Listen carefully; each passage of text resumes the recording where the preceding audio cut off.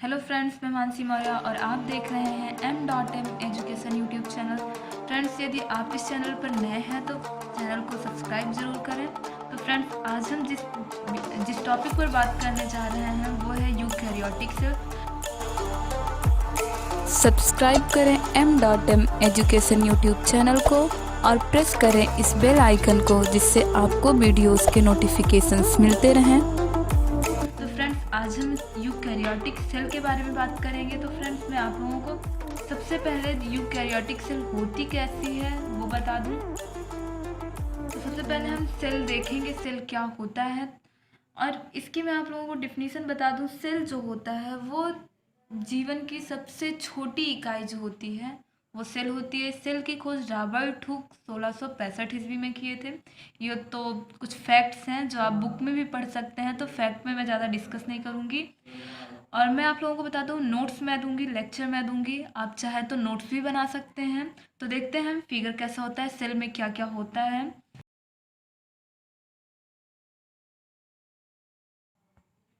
अब देखते हैं इसमें होता क्या क्या है। तो देखिए, सबसे पहले सबसे बड़ी बात, ये सेंटर में एक न्यूक्लियस होता है। ये है आपका न्यूक्लियस।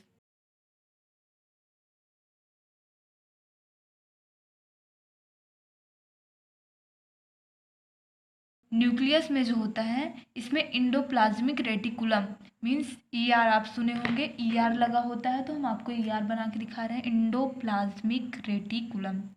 ये है, इसको हम थोड़ा कलर डिफर कर दे रहे हैं, आप समझ जाइएगा। That's called endoplasmic reticulum. और ये जो इंडोप्लाज्मिक रेटिकुलम होता है ये टू टाइप के होते हैं। टू टाइप मीन्स एक स्मूथ इंडोप्लाज्मिक रेटिकुलम होता है और एक रफ इंडोप्लाज्मिक रेटिकुलम होता है। और ये जो रफ इंडोप्लाज्मिक रेटिकुलम होता है, ये इसको रफ क्यों कहते हैं, सबसे बड़ी बात ये है, आपके माइंड में ये सवाल ज़रूर उठा होगा कि ये रफ इंडोप्लाज्मिक रेटिकुलम कैसा होता है और स्मूथ इंडोप्लाज्मिक रेटिकुलम कैसा होता है। तो जो स्मूथ इंडोप्लाज्मिक रेटिकुलम होता है उसमें राइबोसोम नहीं होते हैं, और जो रफ इंडोप्लाज्मिक रेटिकुलम होता है उसमें राइबोसोम के कुछ पार्टिकल्स लगे होते हैं। सो rough endoplasmic reticulum and smooth endoplasmic reticulum.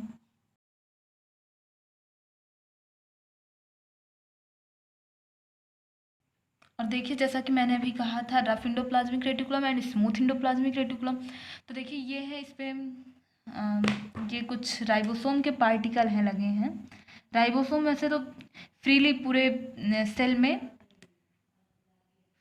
Freely swim करता रहता है, बट कुछ राइबोसोम्स इंडोप्लाज्मिक रेटिकुलम पे ऐसे टाइप में लगे रहते हैं। अब जरूरी नहीं है ये इंडोप्लाज्मिक रेटिकुलम यही हो, इंडोप्लाज्मिक रेटिकुलम आपका यहाँ भी हो सकता है, ऐसे एंड ऐसे, यहाँ पे भी हो सकता है, और भी कुछ चीज़ें हैं इसमें। तो देख लेते हैं। ये है गाल्जी बॉडी, इसमें गाल्जी बॉडी होती है। गाल्जी बॉडी को कैमिलो गॉल्जी ने डिस्कवर किया था। आपको याद करने में भी अच्छा रहेगा, Golgi body and Camillo Golgi. And ये है, इसमें लाइसोसोम वगैरह भी होते हैं। ये पहले देख लीजिए, ये है सेंट्रोसोम।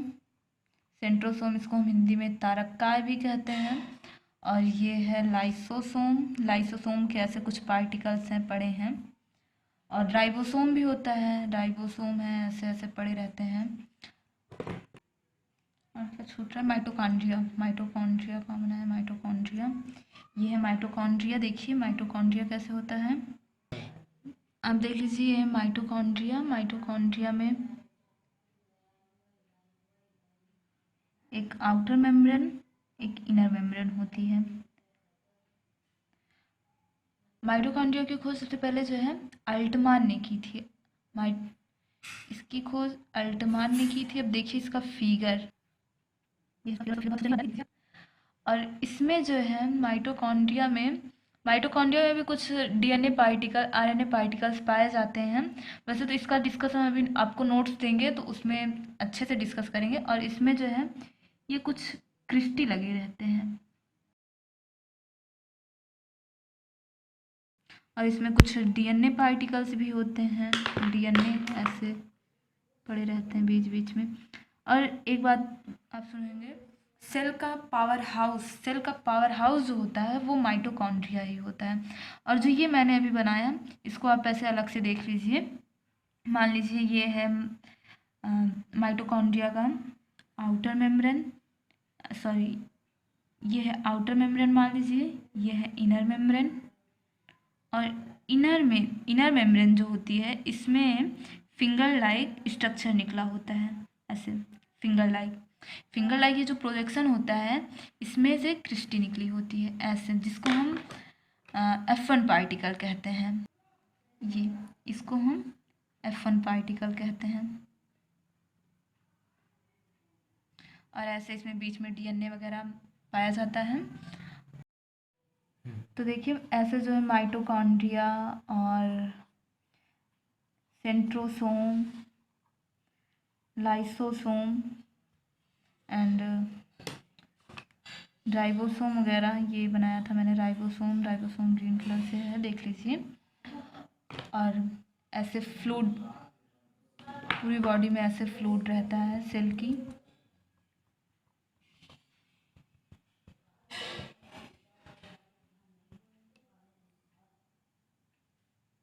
ये जो फ्लूइड भरा होता है इसको हम साइटोप्लाज्म कहते हैं।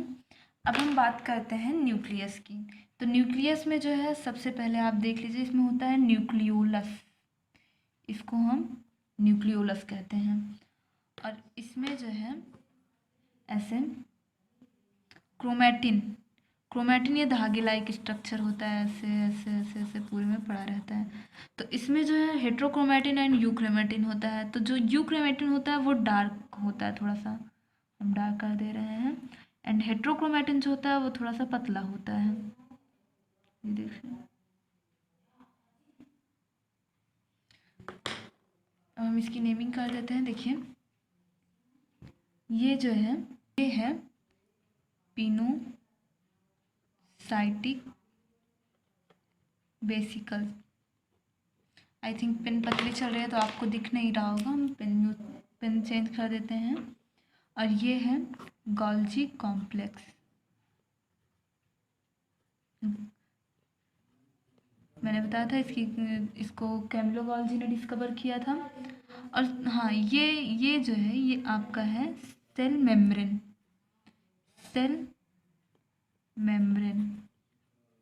आप चाहे तो इसको नोट्स में अपने बना भी सकते हैं। एंड ये है सेंट्रोसोम, बनाते टाइम भी हम आपको बताते जा रहे थे। और ये है ER, endoplasmic reticulum rough ER, rough endoplasmic reticulum RER। और ये है मेन पार्ट न्यूक्लियस। और ये है, और ये देखिए यहाँ पे बीच बीच में आप देख रहे होंगे यहाँ पे यहाँ गैप है ना, तो इस गैप को हम क्या कहते हैं, इस गैप को हम न्यूक्लियर पोर कहते हैं।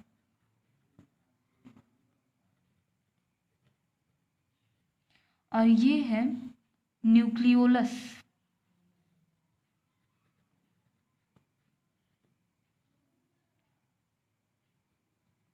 ये न्यूक्लियोलस है। और जैसे मैंने अभी बताया था जो डार्क होता है वो यूक्रोमैटिन,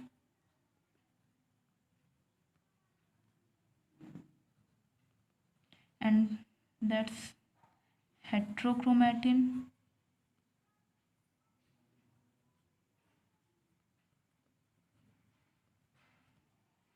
और ये देखिए इसमें राइबोसोम्स नहीं है, so that's called smooth endoplasmic reticulum, smooth ER। इतना पार्ट तो आपका न्यूक्लियस का हो गया है, ये देखिए यहाँ तक का। और इसमें जो है ऐसे न्यूक्लियोप्लाज्म भी होता है, जगह नहीं है तो इधर देखिए लिख दे रहे हैं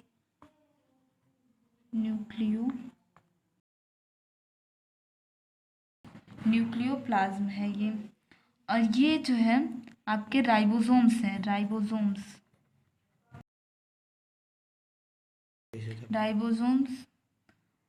और ये है लाइसोसोम्स।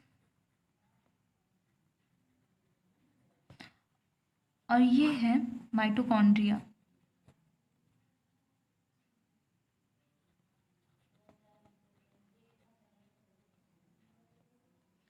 माइटोकॉन्ड्रिया। तो ये तो रहा फिगर आपका पूरा। यूकैरियोटिक और प्रोकैरियोटिक सेल का जो मेन डिफरेंस होता है, वैसे तो हम इसका एक अलग वीडियो बनाएंगे, आप उसमें से देख लीजिएगा। बट यहाँ पे एक वैक्यूल्स होता है प्रोकैरियोटिक सेल्स में, और उसमें जो है प्लास्टिड होता है। तो जो प्रोकैरियोटिक सेल होती है उसमें प्लास्टिड्स पाए जाते हैं। प्लास्टिड पाए जाते हैं तो आप देखते होंगे क्लोरोप्लास्ट वगैरह, जिससे पत्तियाँ ग्रीन होती हैं, और जैसे टमाटर वगैरह हो गया रेड हो गया, और बैगन हो गया नीला, ये सारे प्लास्टिड वगैरह पाए जाते हैं। बट जो यूकैरियोटिक सेल होती है, यूकैरियोटिक सेल में ऐसा कुछ नहीं होता है। तो चलिए हम आपको नोट्स देने की जैसे बात किए थे, तो ठीक है, हम आपको कुछ डीप में बताएंगे और नोट्स देंगे।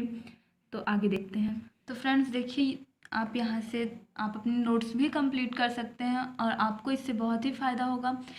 तो देखिए, सबसे बड़ी बात, जो यूकैरियोटिक सेल या फिर कोई भी सेल हो, जो सेल होती है वो है क्या? सेल। तो हम सेल के बारे में जैसे बात करेंगे, और पहले भी हम आपको सेल के बारे में कुछ बता चुके थे फिगर बनाते time. Cell is the structural and functional unit of living organism. Cell जो है वो जीवन की कार्यात्मक और संरचनात्मक सबसे छोटी इकाई है। और देखिए, first of all discovered by Robert Hooke in 1660 and give the name of cell, जैसा कि आपने यहाँ देखा, and studied by Antonio van Leeuwenhoek. और सेल के 2 टाइप्स होते हैं, आप देख ही रहे हैं, प्रोकैरियोटिक एंड यूकैरियोटिक, जैसा कि हमने पहले भी आपसे बात की थी। उसमें प्रोकैरियोटिक में प्लास्टिड होते हैं एंड यूकैरियोटिक में प्लास्टिड्स नहीं होते हैं। यूकैरियोटिक जो है मैमेलियन ह्यूमन बींग्स में पाई जाती है, जैसा और ह्यूमन में सबसे बड़ा एग्जांपल है, ह्यूमन में कौन सी सेल पाई जाती है? तो यूकैरियोटिक सेल पाई जाती है, आप याद रखें। तो अब हम बात करते हैं यूकैरियोटिक सेल की। आपके लिए प्रोकैरियोटिक सेल का भी वीडियो भी मैं अपलोड कर दूंगी, आप देख लीजिएगा। Eukaryotic cell have true nucleus and prokaryotic cell have not true nucleus. ये डिफरेंस है, कैसे मैंने बता दिया है। तो अब देखिए, जैसा कि पहले आप देखे थे, सेल मेम्ब्रेन के बारे में मैंने बात की थी जब मैंने फिगर बताया था। अब हम बात करेंगे सेल मेम्ब्रेन के बारे में।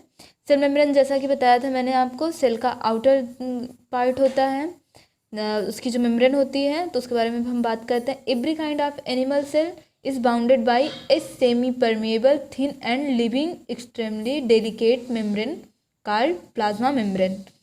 It controls the existence and entrance of material.